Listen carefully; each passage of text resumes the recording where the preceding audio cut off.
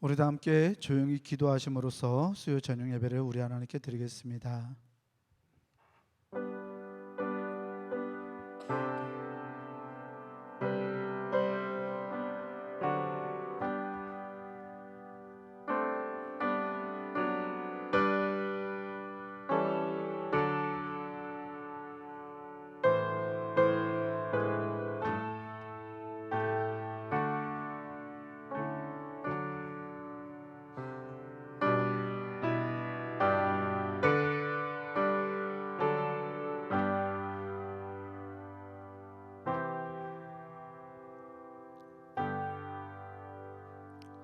하늘에 계시는 주여, 내가 눈을 들어 주께 향하나이다. 상전의 손을 바라보는 종들의 눈같이, 여주인의 손을 바라보는 여종의 눈같이 우리의 눈이 여호와 우리 하나님을 바라보며 우리에게 은혜 베풀어 주시기를 기다리나이다. 사랑과 은혜의 하나님 감사합니다. 우리를 구원하여 주시는 하나님의 사랑과 놀라운 은혜를 찬양합니다. 오늘 마음의 감격을 안고 수요 저녁 예배로 하나님께 나아갑니다. 이 시간 우리 안에 함께 하셔서 하나님의 동행하심을 누리게 하시고 주님이 주시는 능력과 은혜를 통하여 세상을 힘있게 살아낼 수 있도록 우리를 주장하여 주시옵소서. 예배를 통해 만나게 될 우리 하나님을 기대하며 우리 구주 예수 그리스도 이름으로 기원하옵나이다. 아멘. 우리 함께 찬송가 370장 함께 찬송 부르겠습니다. 370장입니다.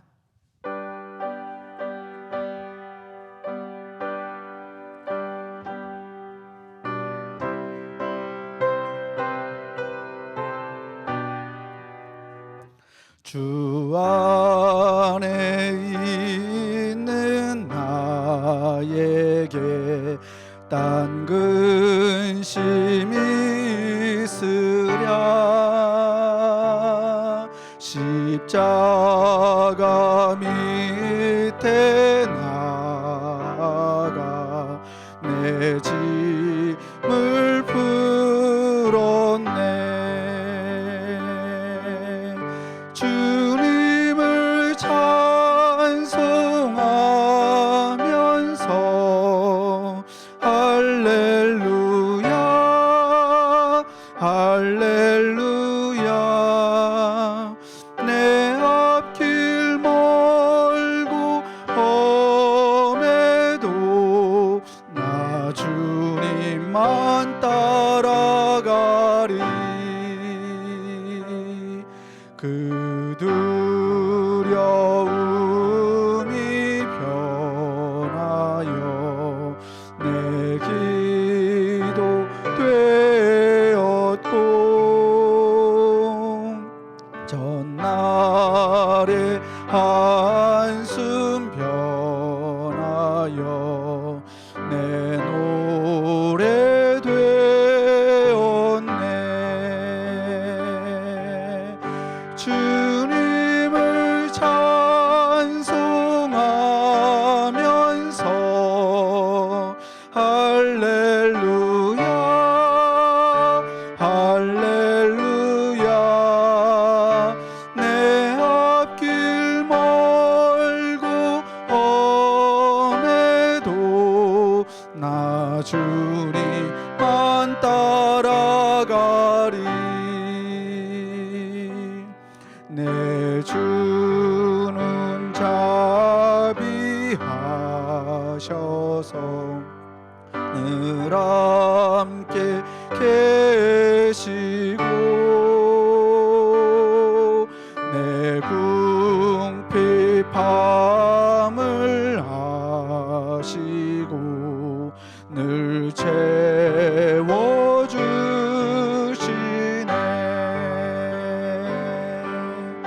주님을 찬송하면서 할렐루야 할렐루야. 내 앞길 멀고 험해도 나 주님만 따라가리. 내 주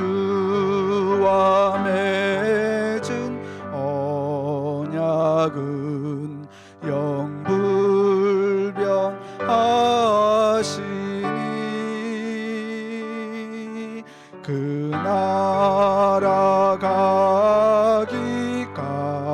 가기까지는 늘 보호하시네. 주님을 찬송하면서 할렐루야 할렐루야.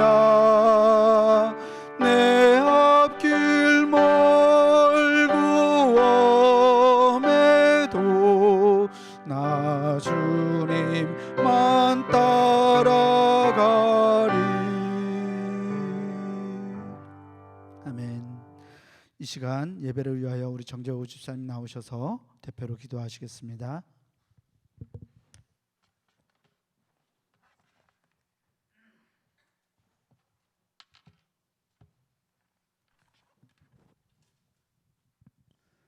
기도하시겠습니다.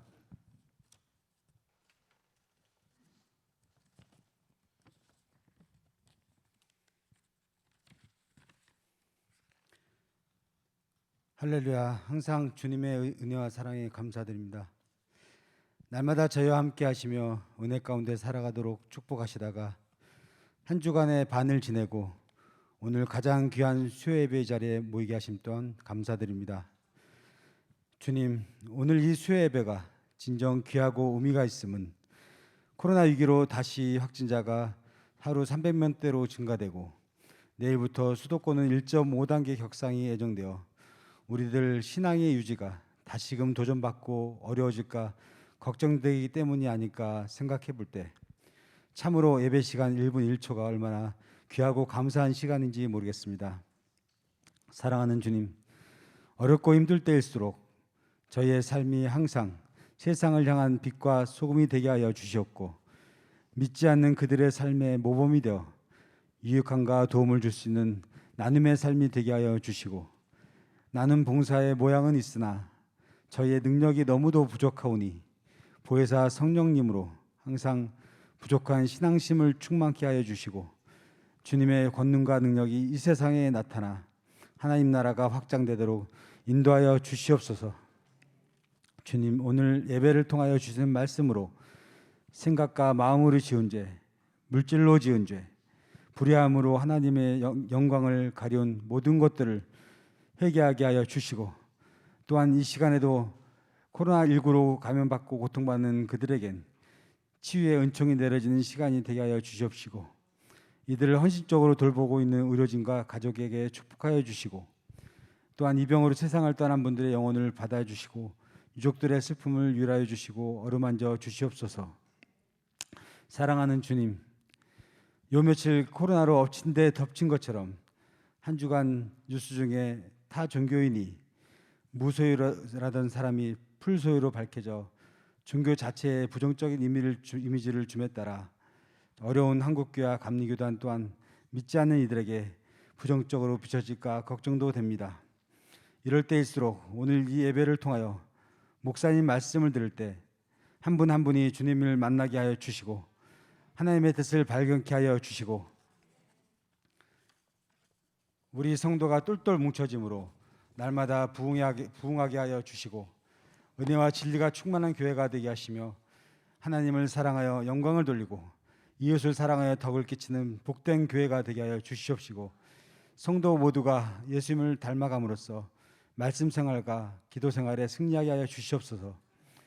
사랑하는 주님, 돌이켜보니 모든 것이 하나님의 은혜요 사랑이요 모든 것이 감사할 것뿐입니다. 저에게 건강이 있게 하여 주시고 사랑하는 가족이 있게 하여 주시고 직업이 있어 일이 있게 하여 주시고 하나님 일을 할 수 있는 두 다리가 있고 생명이 있게 하심으로 오늘도 호흡하여 이곳에 나왔사오니 이 모든 것이 감사할 일이요 주님의 은혜요 사랑이라고 생각합니다. 사랑하는 주님, 어려운 국가 경제를 위해 기도합니다. 국가를 책임지는 대통령과 경제인들이 중국과 미국 사이에서 현명한 처사로 경제 위기를 극복하도록 주님께서 그들을 인도하여 현명한 지혜를 주시고 이로 인해 나라의 경제를 일으켜 주시고 코로나 위기도 함께 극복하여 가정 경제까지 회복됨으로써 남은 한 달을 지나 2022년에는 모두가 활짝 웃는 내년이 오기를 희망해 봅니다. 혹여 잠시라도 지금 경제가 힘들다고 나약함으로 하나님을 원망하고 부인했던 저희의 죄를 용서하여 주시옵고, 고난받을 때 주님의 사랑으로 이겨낼 수 있고 주님의 사랑을 실천하여 전도의 문이 열리는 저희 교회가 될 수 있도록 주여 인도하여 주시옵소서. 오늘 설교하실 강기택 목사님께도 함께해 주셔서 성령과 진리로 충만케 하시어 영감 있는 말씀을 증거케 하시고 들을 때 마음이 뜨거워지는 역사가 있게 하여 주시옵소서. 시종을 주님께 부탁하오며 이 모든 말씀 우리 주 예수 그리스도의 이름 받들어 기도드리옵나이다. 아멘.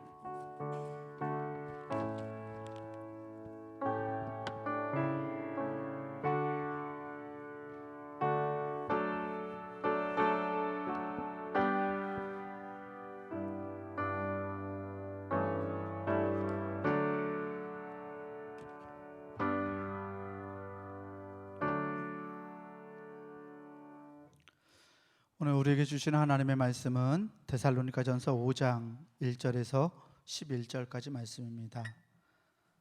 제가 가진 성경으로 신약성서 332페이지에 있습니다. 데살로니가전서 5장 1절에서 11절까지 말씀입니다.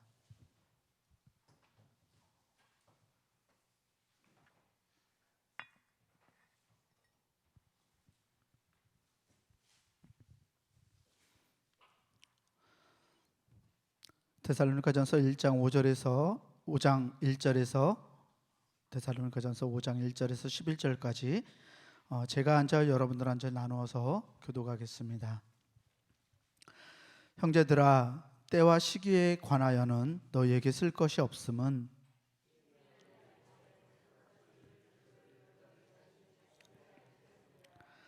그들이 평안하다 안전하다 할 그때에 임신한 여자에게 해산의 고통이 이름과 같이 멸망이 갑자기 그들에게 이르리니 결코 피하지 못하리라.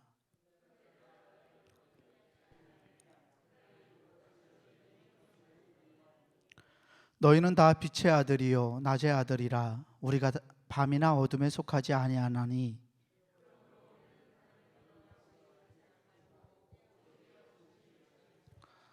자는 자들은 밤에 자고 취하는 자들은 밤에 취하되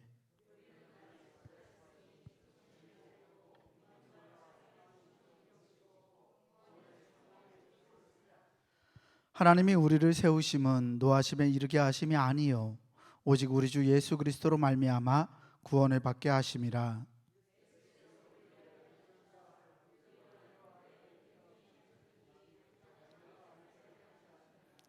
함께 봅니다.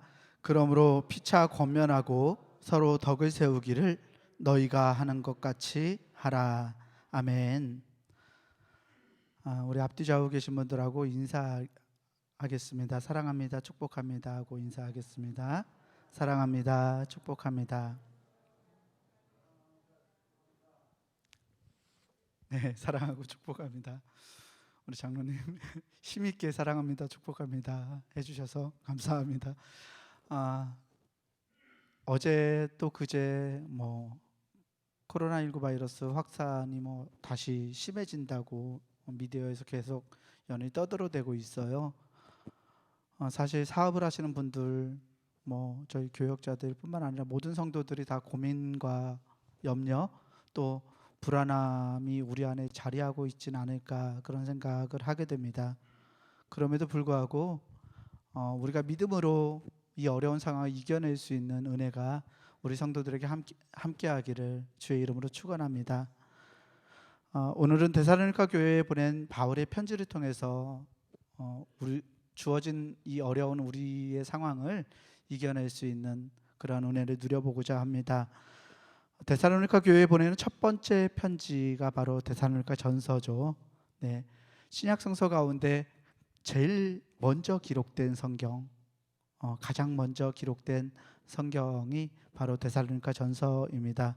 그래서 이 데살로니가 전서는 다른 어떤 성경보다도 더 초대교회, 처음 교회 공동체의 어떤 상황과 모습을 우리에게 잘 보여주고 있습니다. 특별히 초대교회 공동체가 겪고 있었던 어려움들, 또 박해의 상황들, 교인들이 가지고 있었던 생각, 두려움, 이에 대한 사도 바울의 권고와 가르침이 이 데살로니가 전서 안에 오롯이 드러나 있습니다.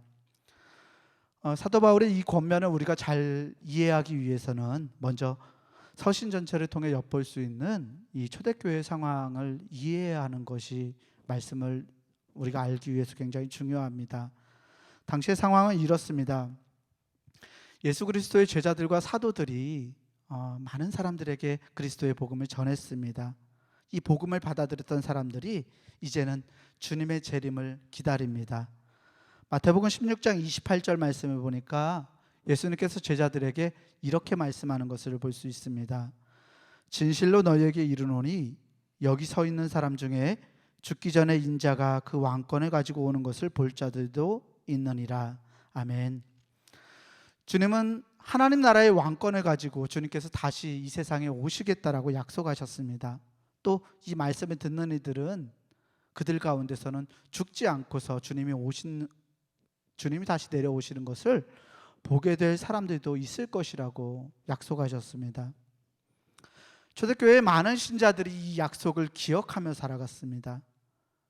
믿음을 가지기 굉장히 어려웠던 시대를 살아가면서 주님께서 하신 이 약속을 가슴 가운데 꽉 붙들고서 신앙생활의 어려움들, 박해의 어려움들을 견디어 갔습니다. 그래서 주님의 약속은 어려운 시대를 살아가는 성도들에게는 빛이고 희망이었습니다. 성도들은 자기의 소유에도 집착하지 않았습니다. 왜냐하면 주님께서 다시 오실 거니까 서로 나누기를 힘쓰고 서로에게 기대어서 격려하면서 주님의 재림을 기다렸습니다. 성도들이 믿음을 지키기 위해서는 자신의 목숨조차도 아까워하지 않았던 그 이유는 바로 주님께서 하셨던 이 약속, 다시 오실 것이고 그것을 볼 자들도 있을 것이라는 이 약속을 신뢰했기 때문입니다. 이를 신학용어로 임박한 종말론이라고 말합니다. 주님의 약속이 오늘 나에게 이루어질 것이고 하나님의 나라가 이미 우리에게 가까이 와 있다라는 것입니다. 교회 공동체의 처음 교회는 이 임박한 종말에 대한 기대를 가지고서 어려웠던 여러 상황들을 견딜 수 있었던 것입니다. 그런데 문제가 생겼습니다. 오시겠다고 하셨던 주님께서 오시지 않는 것입니다. 약속을 붙들고 살아갔던 사람들이 하나둘 세상을 떠나가기 시작합니다. 예수님의 말씀을 직접 들었던 사람들, 주님의 기적을 체험했던 사람들, 주님의 손을 만졌던 사람들, 주님의 가르침을 들었던 사람들이 한 사람, 두 사람 세상을 떠나가기 시작합니다. 재림에 대한 기대를 가지고서 소유를 바쳤던 사람들, 헌신했던 사람들이 하나둘 지쳐가기 시작했습니다. 재림에 대한 믿는 이들의 기대가 이제는 환멸로 바뀌기 시작하던 때 교회 공동체가 술렁이기 시작했습니다. 정말 주님이 오시긴 할까? 이런 상황 속에서 사도 바울은 이 데살로니가 교회의 교인들에게 그들의 흔들리는 마음을 붙잡아줄 필요성을 느꼈습니다. 사도를 통해서 들어왔던 복음과 믿음에 대해서 성도들이 환멸하기 시작했을 때, 그때 사도 바울은 이 편지를 통해서 신앙 공동체를 격려합니다. 지금 믿음을 가지고 살아가는 성도들에게 가장 중요한 것이 무엇인가? 그리고 성도들은 세상을 어떻게 살아내야 하는가? 그래서 바울은 이 편지를 통해서 주님 안에서 세상을 떠나간 이들이 어떠한 영광을 누리게 될 것인지를 오늘 말씀 전 4장에서 가르쳐 줍니다. 그리고 오늘 읽은 말씀은 현재 믿음을 가지고 살아가는 신앙인들이 어떻게 자신의 삶을 살아가야 할지를 가르쳐 주고 있는 권면의 말씀입니다. 마치 데살로니가 교회 교인들이 처했던, 이 처음 교회 신앙인들이 처했던 상황이 오늘 우리의 상황하고 너무나 유사합니다. 복음과 우리가 받아들였던 믿음에 대한 회의가 일어나기 시작하는 때, 교회가 세상으로부터 질시받고 비판받고 있는 때 뭐하러 교회를 다니느냐? 하나님이 어디 있기에, 하나님이 계시다면 왜 코로나19 바이러스가 세상에서 없어지지 않느냐? 왜 교회에서 바이러스가 확산되느냐? 등등 말입니다. 바라기는 우리 성도들이 오늘 말씀을 통해서 하나님께서 주시는 용기, 또 지혜, 또 은혜를 누려서 우리가 당면하고 있는 이 어려운 상황들을 극복하고 이겨낼 수 있기를 주의 이름으로 축원합니다. 바울은 믿음을 가지고 살아가는 신앙인들이 어떻게 살아가야 할지 먼저 이렇게 운을 떼고 있는데요. 데살로니가전서 5장 1절과 2절 말씀 우리 다시 한번 함께 읽어보겠습니다. 함께 읽습니다. 형제들아, 때와 시기에 관하여는 너희에게 쓸 것이 없음은 주의 날이 밤에 도둑같이 이를 줄을 너희 자신이 자세히 알기 때문이라. 아멘. 바울은 성도들에게 말합니다. 주님께서 재림하실 때 그 때와 시기에 관해서 말할 것이 없다고 말합니다. 그 이유는 주의 날이 밤에 도둑같이 이를 줄을 이미 성도들이 자세히 알기 때문이라고 말하고 있습니다. 사랑하는 교우 여러분, 주님은 언제 오실까요? 주님이 언제 재림하실 것이라고 생각하십니까? 2000년 전에 주님께서 약속하셨는데 오늘까지도 그리스도인들은 주님의 재림을 기다리고 있는데 과연 주님은 언제 오실까요? 많은 사람들이 주님의 날, 주님께서 다시 오시는 그날이 언제인지를 확실하게 알고 싶어 합니다. 왜일까요? 불확실한 것은 두렵기 때문입니다.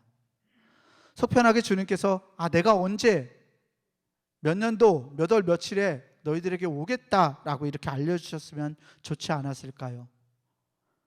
그렇게 하면 주님께서 그날을 알려주시면 신앙생활을 열심히 하실 자신이 있으신가요? 만약에 주님께서 여러분들에게 그 날짜를 알려주면 나는 그때까지 믿음을 굳게 붙들고 잘 살아갈 자신이 있으십니까? 경우에 따라서 잘하실 분이 있을지도 모릅니다. 그런데 결코 그렇지 않습니다. 가만히 생각해 보십시오. 우리가 살아가면서 내가 죽을 때가 언제인지를 몇 년, 몇 월, 며칠에 내가 죽을 것인지를 정확히 알고 살아간다면 자기의 삶을 제대로 살아낼 수 있는 사람들이 과연 몇 명이나 될까요? 자신이 있는 분들도 있을지 몰라요. 내가 죽을 때가 언제인지를 분명하게 알면 내가 그때까지 최선을 다해서 살아가겠노라고 말씀하실 분들도 있을 것입니다. 그런데 죽음을 맞이할 시간이 다가오면 다가올수록 우리에게 죽음이 하루하루 이렇게 다가올수록 더욱더 엄습하는 두려움으로 인해서 우리 삶은 엉망진창이 될지도 모릅니다. 삶의 시간이 많이 남은 사람들은요, 아직 나에게 여유가 있으니까 자기 삶의 가치가 얼마나 중요한지를 알지 못한 채 제멋대로 살아갈지도 모릅니다. 삶의 시간이 얼마 남지 않은 사람들은 더 살고 싶은 이 삶에 대한 미련과 다가올 죽음에 대한 공포, 두려움으로 하루하루 미쳐갈지도 모릅니다. 때문에 우리가 죽음의 때를 명확하게 알지 못하는 것, 죽음에 대해서 우리가 불확실하게 아는 것, 또 하나님 나라 주님이 오실 그날에 대해서 우리가 명확하게 알지 못하는 건 불완전하고 연약한 우리들을 위한 하나님의 배려요, 사랑이요, 은혜요, 축복인 것입니다. 흔히 말하는 사이비 이단들이 있습니다.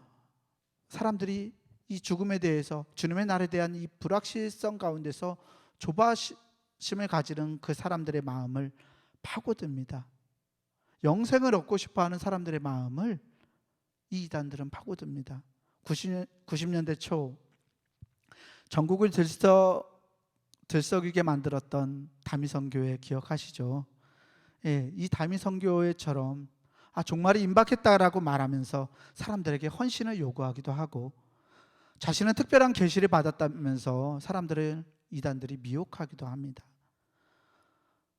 모호하지 않은 단정적인 말, 명확한 말로 성도들의 연약함을 파고들면서 자신들의 이익을 챙깁니다. 사도 바울은 주님의 때에 관해서 초조해야 하는 성도들에게 단호하게 말씀합니다. 그때와 시기를 두고서는 더 쓸 필요가 없다. 주님의 날이 밤에 도둑처럼 온다는 것을 데살로니가 교회 성도들은 자세히 알고 있다라고 말합니다. 바울의 말을 달리 표현하면 이런 말입니다. 주님은 분명히 오십니다. 그러나 그날을 언제라고 확정짓는 일은 우리가 할 수 있는 일이 아닙니다. 그날은 누구도 알지 못하는, 누구도 예상하지 못하는 날에 갑자기 불현듯 우리에게 도래할 것입니다. 사도행전 1장 6절 7절에서 제자들이 부활하신 주님께 이런 물음을 물었습니다. 주님께서 이스라엘 나라를 회복하실 때가 언제입니까? 달리 말해서 주님의 나라가 올 날이 언제입니까? 라고 물었습니다. 이에 주님께서 때와 시기는 아버지께서 자기의 권한에 두셨으니 너희가 알 바 아니다 라고 말씀하셨습니다. 그날이 언제인지 알기 위해 힘쓰지 말고 지금 너희에게 주어진 시간을 성실하게 충실하게 살아가라는 말씀입니다. 그렇습니다. 어쩌면 우리 삶의 불확실한 우리의 오늘을 견디고 이기며 살아가는 것은 내일을 희망할 수 있는 은혜이기도 합니다. 삶의 불확실성이 우리에게는 어쩌면 두렵게 느껴지기도 하겠지만 다른 한편으로 그 불확실성은 우리가 미래를 희망할 수 있는 근거가 되기도 한다는 사실입니다. 불확실성이 우리를 두렵게 하고 고민하게 하고 힘들게 할 수 있습니다. 하지만 불확실하기 때문에 우리에게 희망이 남아 있는 것입니다. 사랑하는 교우 여러분, 오늘 우리는 불확실성 속에서 살아갑니다. 코로나19 바이러스 상황이 언제 종료될지도 모르고 이것이 우리를 칠흑 같은 암흑 속으로 끌고 들어가는 것처럼 느껴지기도 합니다. 하지만 이 불확실성은 우리에게 여전히 우리에게 미래가 있음을 희망하게 해줍니다. 만일 코로나19 바이러스가 영원히 끝나지 않고 우리 인류가 마침내 이걸로 인해서 멸망하게 된다라면 코로나19 바이러스로 인해서 인류가 다 사라지게 될 것이 틀림없다면, 즉 이 상황이 확실하게 결정된 우리의 미래라면 그것처럼 암담한 일이 우리에게 어디 있을까요? 이를 통해 알 수 있는 것은 미래는 닫혀져 있는 것이 아니라 온전하게 열려져 있습니다. 우리의 삶에서 느껴지는 이 불확실성들은 무수히 많은 가능성들이 우리에게 놓여져 있다는 다른 말이기도 합니다. 바라기는 우리 모든 교우들이 이 불확실성에 휘말려서 두려워하거나 떨지 않기를 소망합니다. 우리에게 열린 미래가 있다라는 거, 우리들이 어떻게 살아가고 어떻게 생각하고 어떻게 대처하며 살아가느냐에 따라서 우리의 미래가 아직 결정되어 있지 않다라는 이 희망으로 불확실한 오늘의 절망을 극복할 수 있는 우리 모든 교우들이 되기를 주의 이름으로 축원합니다. 불확실함이 우리에게 가능성이요 열린 미래라고 말씀드렸습니다. 그렇다면 믿는 사람들에게 이것이 어떻게 희망이 될까요? 그것이 우리에게 희망을 주는 근거가 무엇일까요? 오늘 말씀 데살로니가전서 5장 3절에서 5절까지 말씀은 그 희망을 담보하는 것이 무엇인지를 우리에게 보여주고 있습니다. 우리 같이 데살로니가전서 5장 3절에서 5절 말씀을 같이 읽겠습니다. 그들이 평안하다 안전하다 할 그때에 임신한 여자에게 해산의 고통이 이름과 같이 멸망이 갑자기 그들에게 이르리니 결코 피하지 못하리라. 형제들아 너희는 어둠에 있지 아니하며 그날이 도둑이같이 너희에게 임하지 못하리니 너희는 다 빛의 아들이요 낮의 아들이라. 우리가 밤이나 어둠에 속하지 아니하나니. 아멘. 좀 길었지만 말씀 속에는 두 부류의 사람이 나타나고 있습니다.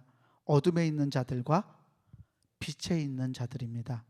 먼저 3절 말씀은 어둠에 있는 자들에 대해서 언급합니다. 어둠에 있는 자들은 평안하다, 안전하다라고 말한다고 합니다. 이상하죠? 어둠에 있는데 평안하다, 안전하다라고 말합니다. 바울이 살아가던 시대에는 어둠 자체가 두려움이었습니다. 오늘 우리는 밤이 되면, 어둠이 내리면 불을 켤 수 있고 더 이상 밤을 두려워하지 않는 세상을 살아갑니다만, 바울이 살아가던 시대, 즉 2000년 전에는 사람들에게 이 밤이라는 것은 굉장한 두려움이었습니다. 밤에 어떤 일들이 일어날지 모릅니다. 도둑이나 강도들로부터 늘 자신과 가족을 지켜야 했습니다. 밤에 활동하는 맹수들 역시 사람들에게는 두려움의 대상이었습니다. 그런 시대에 내가 평안하다, 내가 안전하다 라고 생각할 수 있고 말할 수 있는 곳이 있었습니다. 어디일까요? 그것은 바로 로마 제국의 도시들이었습니다. 로마 제국이 세우고 만든 여러 도시들은 강한 군대가 시민들의 삶을 지켜주는 곳이었습니다. 강도나 도둑들이 성행하지 못하도록 강력한 제국의 군대가 도시를 경비했고요. 제국의 보호 아래서 시민들은, 로마 제국의 시민들은 자신들의 안전을 보장받았습니다. 때문에 로마의 시민권을 가진 사람들, 이 시민권은 사람들에게 어떤 자부심을 가질 만한 상징이었고 부러움의 대상이었습니다. 로마의 시민들은 로마 제국의 보호 아래서 나는 평안하다, 나는 로마에 있으니까, 나는 로마 시민이니까 안전하다라고 느꼈던 것입니다. 그런데 바울은 바로 사람들의 그 점을 지적합니다. 너희들이 로마 제국의 힘과 통치 아래서 평안하다, 안전하다고 말하지만 주님이 오시는 그날에는 로마 제국도, 그 강한 군대도 너희들에게 이 말 멸망을 막지 못할 것이다. 임신한 여자들이 해산의 고통을 반드시 경험해야 하는 것처럼 멸망이 너희들에게 그와 같이 반드시 이를 것이고 너희들은 결코 그것을 피하지 못할 것이다. 바울은 주님의 날이 이르면 안전을 보장하고자 했던 사람들의 모든 노력이 부질없어질 것이라고 말씀합니다. 우리의 삶을 보장하는 것은 권력도 힘도 재물도 아니라는 말입니다. 불확실성을 극복하기 위한 인간들의 노력, 이것이 결국 허무한 것임을 바울은 시사합니다. 세상의 권력과 힘과 재물에, 그것에 기대어서 보장받는 평안은 움켜진 손의 모래와 같다라고 사도 바울은 말하고 있는 것입니다.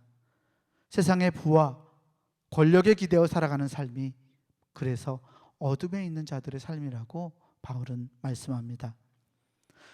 그런 반면에 빛에 있는 자들이 있습니다. 바울은 데살로니가 교회의 교우들에게 이렇게 말합니다. 너희는 어둠에 있지 않으므로 그날이 도둑같이 너희에게 임하지 못한다. 너희는 다 빛의 자녀요 낮의 자녀기에 밤이나 어둠에 속하지 않는다. 아멘. 바울은 믿는 이들이 어둠에 있지 않다라고 말씀합니다. 믿는 이들이 어둠에 있지 않다라는 이 말은 믿는 이들이 세상의 가치관, 세상적인 생각에 매몰되지 않는다는 말입니다. 그런데 이 말을 뒤집어 보면요, 우리들의 가슴을 철렁하게 만듭니다. 세상의 가치관과 세상적인 생각에 매몰되지 않는 것이 믿음의 사람이다. 다시 한번요. 세상의 가치관과 세상적인 생각에 매몰되지 않는 것이 바로 믿음의 사람이다. 나의 삶과 내 삶의 안전을 보장받기 위해서 세상의 가치관에 매몰되지 않아야 믿음의 사람이라고 사도 바울은 말합니다. 그런데 이 말씀이 자꾸 마음에 걸립니다. 나는 정말 내 삶을 보장받기 위해서 세상의 가치관에 의지하지 않았는가? 나는 정말 나의 삶을 온전히 하나님께 맡기고 살아가고 있는가? 나의 삶의 불확실성을 떨쳐버리고 보장받기 위해서 나는 여전히 세상의 방법들에 의지하고 있는데, 그렇다면 나는 믿음의 사람이 아닌 건가? 성경은 사람을 흙으로 빚어서 하나님의 생기를 불어넣어 만든 존재라고 묘사합니다. 유명한 그리스도교 교부인 성 어거스틴은 하나님의 이 창조 안에서 사람의 양면적인 경향성을 발견합니다. 사람은 하나님의 형상을 따라서 생기를 불어넣었기 때문에 하나님을 닮아 있지만 흙, 즉 티끌로부터 만들어진 존재기에 늘 티끌로, 흙으로 돌아가려고 하는 그러한 경향성을 지닌다고 이 교부는 말했습니다. 하나님의 형상을 회복하려는 경향, 그리고 흙으로 회귀하려는 경향성이 모두 우리 안에 있다라는 말씀입니다. 로마서 7장에서 사도 바울은 이러한 사람의 양면성, 이런 양쪽 경향성을, 그러한 경향성을 가진 자기의 현실을 이렇게 고백합니다. 내 속사람으로는 하나님의 법을 즐거워하되 내 지체 속에서 한 다른 법이 내 마음의 법과 싸워 내 지체 속에 있는 죄의 법으로 나를 사로잡는 것을 보는도다. 오라 나는 곤고한 사람이로다. 이 사망의 몸에서 누가 나를 건져내랴. 아멘. 우리 안에서 늘 전쟁이 벌어집니다. 사실 하나님께서 주시는 생각, 하나님께서 주시는 마음을 우리가 외면하고 살아가면 우리 안에 그런 갈등, 전쟁은 없습니다. 하지만 우리가 하나님의 뜻을 생각하고 그 뜻을 깨닫고 살아가려면 하나님의 생각대로 우리가 살아가기 위해서 애쓰면 애쓸수록 우리 안에서 갈등과 전쟁을 경험하게 됩니다. 철저한 믿음의 사람이었고 그 누구보다도 위대했던 사도였던 이 바울이 오라 나는 공고한 사람이로다. 이 사망의 몸에서 누가 나를 건져내라 라고 탄식하고 있습니다. 바울의 탄식처럼 우리를 세상적인 가치관, 세상적인 방법으로 우리를 끌어당기는 그 힘이 어마어마합니다. 내 자신의 욕망, 욕구뿐만 아니라 가족이나 친구들을 위해서도 나와 관계 맺고 있는 사람들의 이익을 위해서도 우리는 끊임없이 유혹과 갈등을 경험합니다. 이런 우리를 객관적으로 바라보면 도무지 우리 안에 선한 것이라고 있는가? 도무지 내 안에 선한 것이 있는가라는 생각을 하게 됩니다. 그리고 바울의 탄식에 공감하게 됩니다. 그런데 오늘 말씀에서 이런 우리들에게 바울 사도가 말합니다. 5절 말씀인데요. 너희는 다 빛의 아들이요 낮의 아들이라. 우리가 밤이나 어둠에 속하지 아니하나니. 아멘. 바울은 우리가 빛의 자녀요 낮의 자녀라고 말합니다. 빛의 자녀가 되라, 낮의 자녀가 되라 라고 이렇게 외치는 말씀이 아닙니다. 이미 우리가 빛의 자녀이며 낮의 자녀라는 말입니다. 아니 매일매일 우리 안에 속사람과 전쟁을 치르고 살아가는 우리들에게 이미 내가 빛의 자녀라고 말씀하시니 어리둥절하지 않을 수 없습니다. 내가 내 안에 선한 것이 없음을 아는데 세상의 가치관과 내가 잘 살고자 하는 나의 욕구, 이 생각에서 내가 떠나지 못하고 늘 무너지는데 바울은 우리를 이미 빛의 자녀라고 말합니다. 더 나아가서 바울은 다른 이들과 같이 자지 말고 오직 깨어 정신을 차리라고 권면합니다. 그리고 8절에서는 이렇게 말씀하고 있는데요. 우리 함께 데살로니가전서 5장 8절 말씀을 다시 한번 읽어보겠습니다. 함께 읽습니다. 우리는 낮에 속하였으니 정신을 차리고 믿음과 사랑에 호심경을 붙이고 구원의 소망에 투구를 쓰자. 아멘. 바울은 믿는 사람들이 낮의 자녀라고 하면서 그에 걸맞는 행동을 촉구하는 것 같습니다. 깨어 정신을 차리라고 권면하면서 믿음과 사랑에 호심경을 붙이고 구원의 소망에 투구를 쓰자고 말합니다. 호심경은 사람의 심장을 보호하는 그러한 보호장구입니다. 갑옷이죠. 고대 세계에서 사람의 심장은 사람의 몸 전체를 관장하는 기관이었습니다. 그래서 이 심장에 뭐가 있다고 생각했냐면요, 우리의 마음. 우리가 우리의 마음을 심장이라고 하죠. 사람의 영혼이 심장에 있다라고 생각했습니다. 오늘날 우리는 우리의 뇌가 우리의 육체와 정신을 관장한다라고 알고 있지만 바울 시대의 사람들에게 사람의 영혼은 바로 심장에 있었습니다. 때문에 심장을 보호하는 보호장구인 이 호심경은 사람의 마음과 사람의 영혼을 지키는 장비였습니다. 또 얼굴과 머리를 보호하기 위해서 구원의 소망의 투구를 쓰자고 사도 바울은 권면합니다. 그런데 이 8절 말씀을 이해하는 데 있어서 우리가 주의해야 할 점이 하나 있습니다. 그것은 이 말씀이 우리가 정신을 차리고 믿음과 사랑에 호심경을 붙이자, 구원의 소망의 투구를 쓰자라는 이러한 권고가 아니라는 사실입니다. 바울이 기록한 헬라어 원문을 직역하면 8절 말씀의 순서가 조금 뒤바뀌어 있는 것을 알 수 있는데요. 이렇게 직역하면 말씀이 이렇습니다. 우리는 낮의 자녀들이기에 사랑과 믿음의 호심경을 붙였고 구원과 소망의 투구를 쓰고 있다. 그러니 정신을 차리자 아멘. 바울은 사랑과 믿음의 호신경을 우리가 이미 붙였다. 구원과 소망의 투구를 우리가 쓰고 있다. 그러니 빛의 자녀인 너희들은 정신을 차려라. 근면하여 깨어 있어라 라고 말씀하고 있습니다.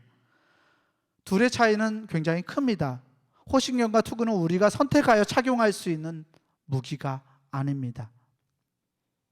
다시 말해서 나의 의지를 가지고 내가 호신경을 붙여야지, 투구를 써야지 할 수 있는 것이 아니라는 말입니다. 내가 마치 복음의 기사가 된 것처럼 이 무기들을 사용할 수 있는 것이 아닙니다. 헬라어 성경에서는 호신경과 투구가 우리에게 입혀지고 우리에게 입혀져 있고 씌워져 있는 것이라고 말하기 때문입니다. 이사야서 59장 17절 말씀에 보니까 8절 말씀과 비슷한 이미지가 떠오릅니다. 제가 읽어드리겠습니다.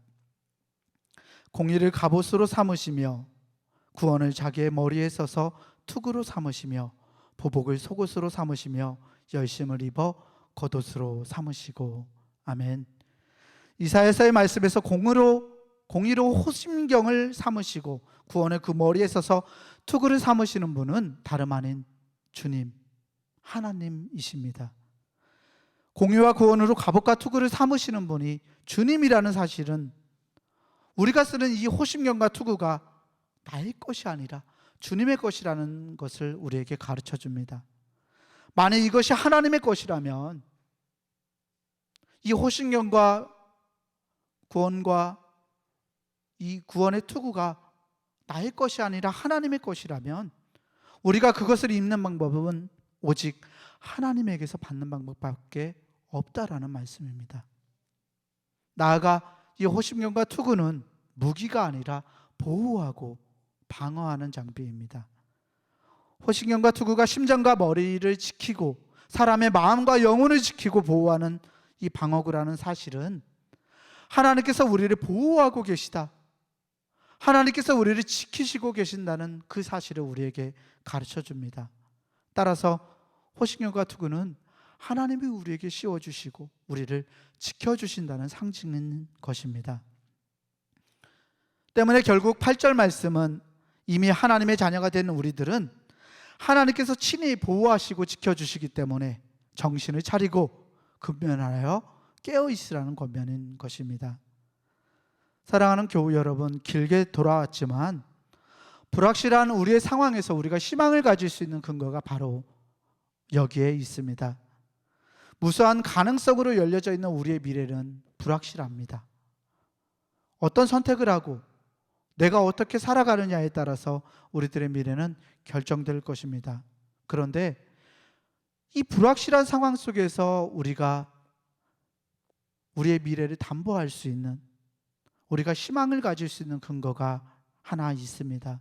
바로 우리를 지키고 우리를 보호하시는 분이 하나님이시라는 사실입니다.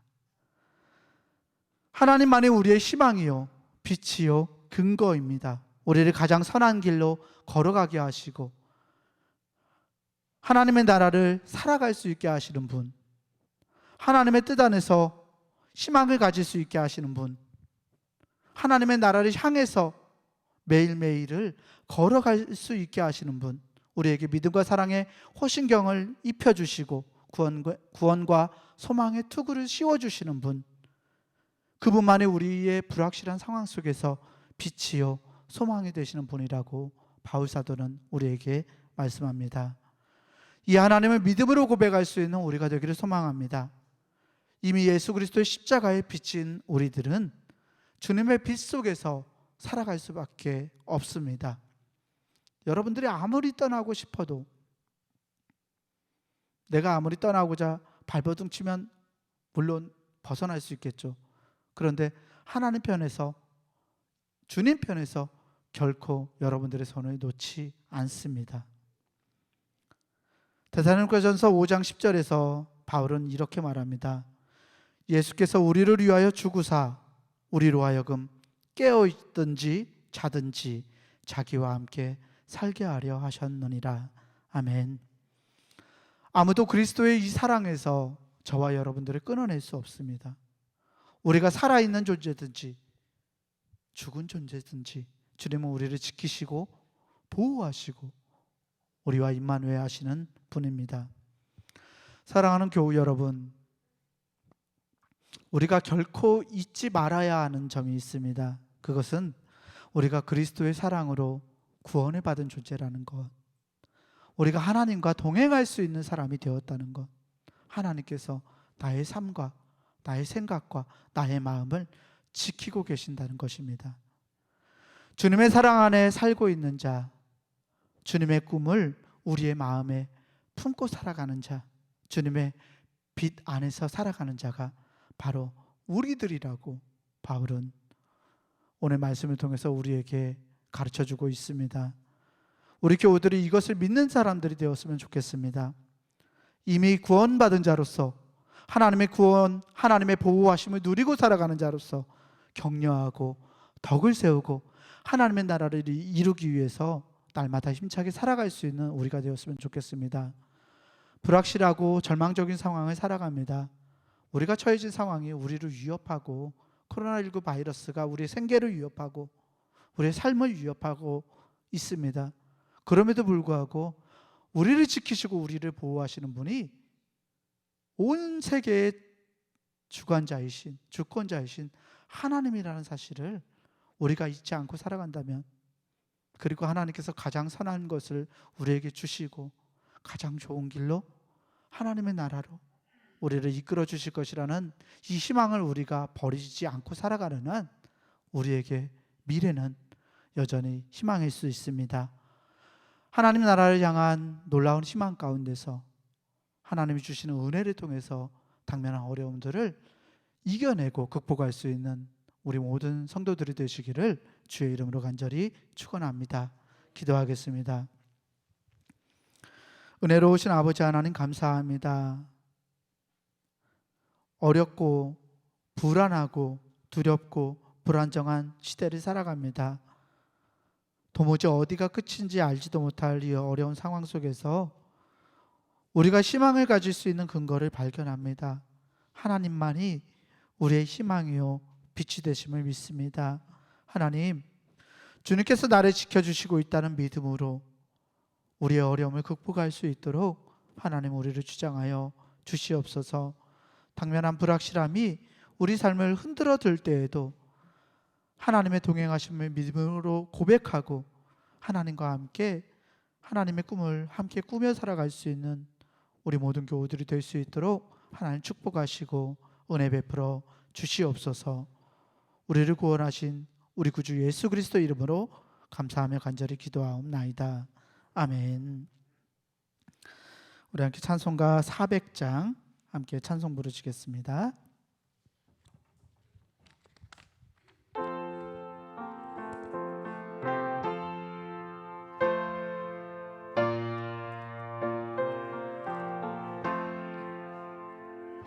험한 시험물 속에서 나를 건져주시고 노한 풍랑 지나도록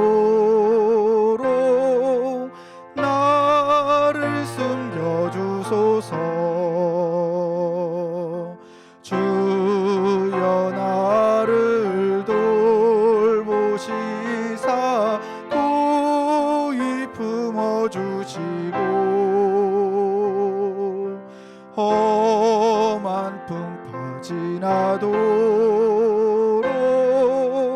나를 숨겨주소서. 권세 능력 무한하사 모든 시험 이기고 풍랑까지 다스리는 주님 앞에 비오니 주여 나를 돌보시사 고이 품어주시고 풍파 지나도록 나를 숨겨주소서. 죄악길에 빠진 이 몸 캄캄한데 헤매며 부르짖는 나의 원 들으소서. 내 주여 나를 돌보시사 고이 품어주시고 험한 풍파 지나도록 나를 숨겨주소서. 아멘. 담임 목사님께서 나오셔서 교회 소식 전하시겠습니다.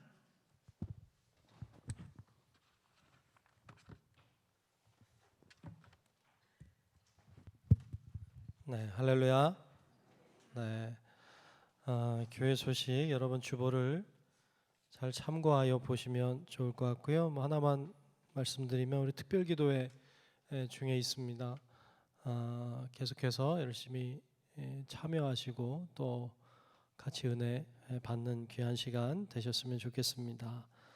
또 잘 알려주셔서 함께 참여하시도록 하면 좋겠고, 유튜브나 교회 홈페이지 통해서 누구든지 보실 수 있으니까 그렇게 참여하시면 좋겠습니다.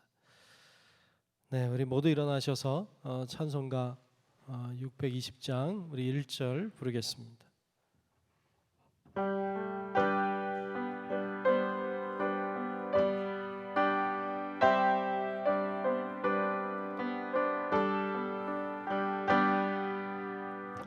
여기에 모인 우리 주의 은총 받은 자여라. 주께서 이 자리에